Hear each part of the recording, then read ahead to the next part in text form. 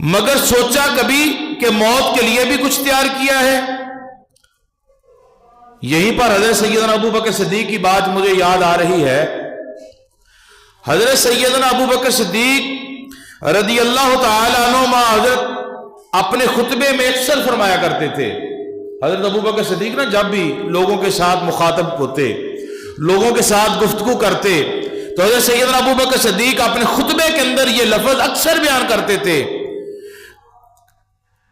کہ کہاں ہیں وہ لوگ جن کے چہرے خوبصورت چمک دمک کے ساتھ تھے۔ اکثر یہ اعلان کرتے تھے لوگوں کو کہ لوگوں دیکھو اپنے اندر، کہاں ہیں وہ لوگ جن کے چہرے چمک دمک کے ساتھ اور وہ اپنی جوانی پر ناز کیا کرتے تھے؟ کہاں ہیں وہ لوگ جنہوں نے شہر بنا کر انہیں محفوظ کیا؟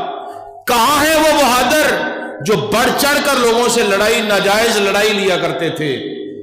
کہاں گئے وہ پہلوان جو میدان کے اندر جا کر للکارا کرتے تھے کہ آ جاؤ میرے ساتھ مقابلے کرنے والے؟